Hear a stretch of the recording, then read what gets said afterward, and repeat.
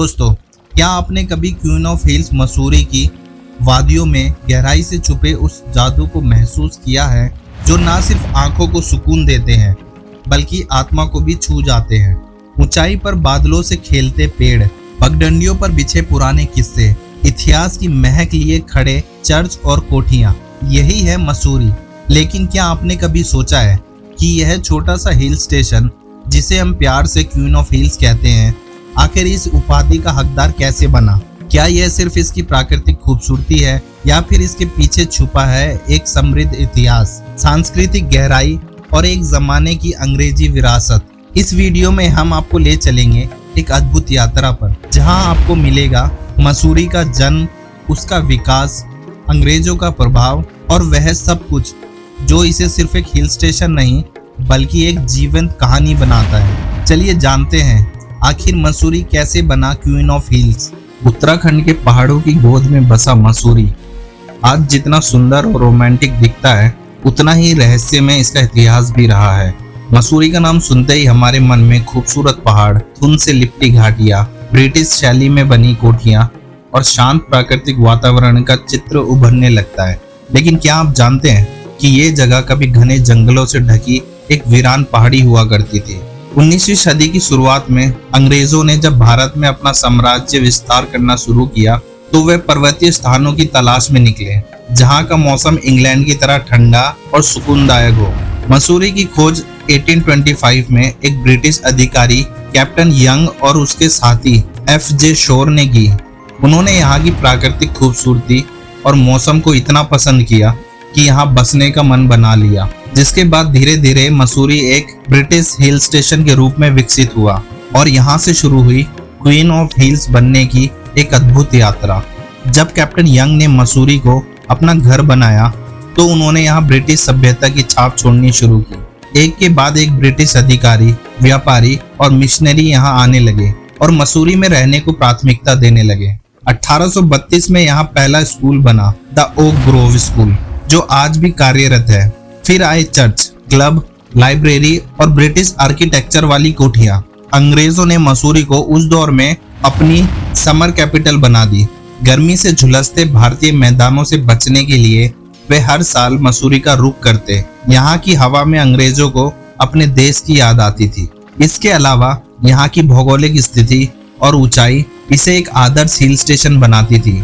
समय के साथ मसूरी उत्तर भारत के सबसे प्रमुख पर्यटन और रहने योग्य स्थानों में शामिल हो गया।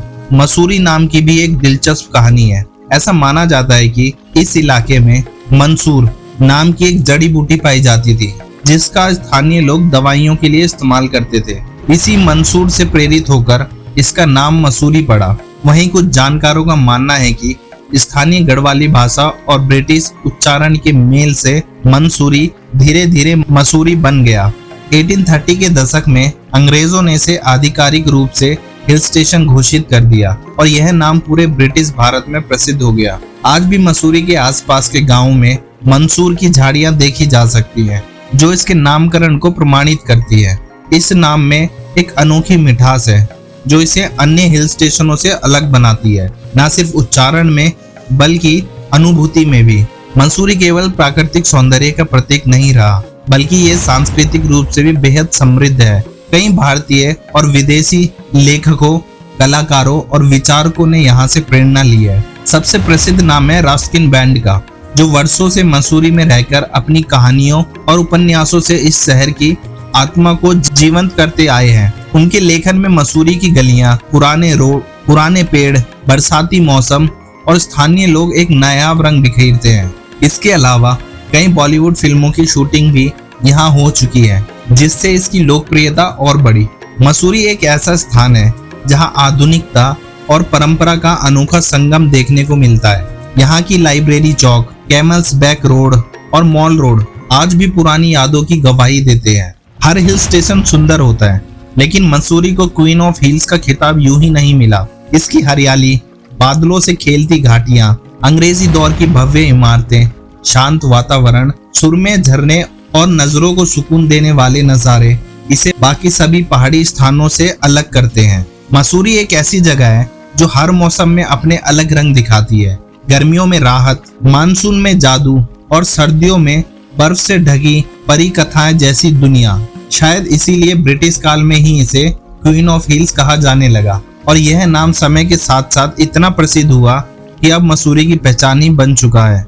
1947 में भारत की आजादी के बाद मसूरी को एक नया जीवन मिला, जब यह सिर्फ अंग्रेजों का विश्राम स्थल नहीं रहा बल्कि आम भारतीयों के लिए एक सपना बन गया। ऐसा स्थान जहां हर कोई एक बार जाना चाहता है। आजादी के बाद मसूरी में कई स्कूल और संस्थान खुले। मसूरी की शिक्षा व्यवस्था ने इसे एक बौद्धिक केंद्र बना दिया। साथ ही यहाँ का व्यापार, होटल उद्योग और पर्यटन तेजी से बढ़ा। हर साल लाखों सैलानी यहाँ की वादियों में सुकून ढूंढने आते हैं। मसूरी की गलियों में अब न केवल अंग्रेजी बल्कि हिंदी, गढ़वाली और पंजाबी भाषाएं भी गूंजने लगी हैं। इस विविधता ने इसे और अधिक जीवंत बना दिया। आज मसूरी का सबसे आकर्षक स्थान माल रोड है, जो किसी जमाने में केवल अंग्रेजों के लिए आरक्षित था। अब यह आम जनता की हलचल, दुकानों की रंगीनियत और स्वादिष्ट स्ट्रीट फूड का केंद्र बन चुका है। यहाँ टहलते हुए लोग वूलन कपड़े, हाथ से बनी लकड़ी की चीजें, स्थानीय जड़ी बूटियां और यादगार स्मृतियां खरीदते हैं। माल रोड के पास ही कैमल्स बैक रोड है। यहाँ से सनसेट देखने का अनुभव बहुत अलग होता है। गन हिल, कंपनी गार्डन, केम्प्टी फॉल और लाल टिब्बा जैसे आकर्षणों ने मसूरी को फैमिली ट्रिप से लेके हनीमून डेस्टिनेशन तक में बदल दिया है। आधुनिक होटल, कैफे और रिजॉर्ट ने पर्यटन को और भी आरामदायक बना दिया है। हालांकि मसूरी ने समय के साथ तरक्की की है, लेकिन विकास के साथ कई चुनौतियां भी आई हैं। लगातार बढ़ता पर्यटक भार, ट्रैफिक जाम, प्लास्टिक प्रदूषण और अनियमित निर्माण कार्य इस क्वीन ऑफ हिल्स की खूबसूरती को खतरे में डाल रहे हैं। मानसून में लैंडस्लाइडिंग और सर्दियों में बर्फबारी के कारण कई बार यहाँ जीवन प्रभावित होता है। स्थानीय लोग इन बदलावों से परेशान भी हैं और सतर्क भी। प्रशासन ने प्लास्टिक बैन, वाहनों के प्रवेश पर नियंत्रण और हरियाली को बचाने के लिए कई कदम उठाए हैं। मसूरी की सुंदरता को बनाए रखने के लिए यह जरूरी है कि मसूरी आए टूरिस्ट भी जिम्मेदारी से यात्रा करें। मसूरी हमेशा से कलाकारों की पसंदीदा जगह रही है। आज भी यहाँ हर गली, हर पेड़, हर पत्थर किसी कहानी को बयां करता है। यहाँ कई आर्ट गैलरी, बुक स्टोर, सांस्कृतिक कार्यक्रम होते हैं जो इसकी रचनात्मक को जिंदा रखते हैं। लैंडोर में बसा राइटर्स कैफे हो या मसूरी की पुरानी लाइब्रेरी, हर कोना साहित्य प्रेमियों के लिए खजाना है। मसूरी केवल घूमने की जगह नहीं बल्कि आत्मा को छू लेने वाला अनुभव है, जहां आप प्रकृति से संवाद करते हैं, अपने भीतर झांकते हैं और रचनात्मक ऊर्जा से भर जाते हैं। मसूरी का सफर जंगल से शहर तक का रहा है, लेकिन इसके भीतर जो क्वीन छिपी है वह आज भी उतनी ही सुंदर, भव्य और प्रभावशाली है। यहाँ का मौसम, लोग, संस्कृति और परंपरा सब कुछ इसे एक अनोखी पहचान देते हैं।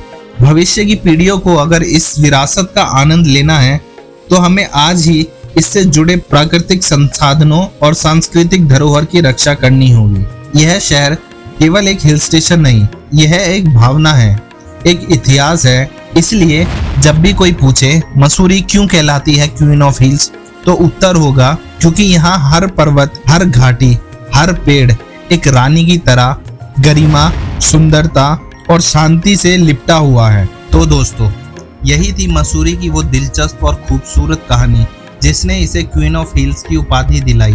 जंगलों से शुरू होकर ब्रिटिश की समर कैपिटल बनने तक और फिर आजाद भारत में एक लोकप्रिय पर्यटन स्थल के रूप में विकसित होने तक, मसूरी ने हर दौर में अपने अंदर नई पहचान और नयापन संजोया है। यहाँ की ठंडी हवाओं में इतिहास की गूंज है, यहाँ की गलियों में कहानियां बसी हैं और यहाँ की वादियों में आज भी वही शांति है जो कभी यहाँ ब्रिटिश अफसरों को खींच लाई थी।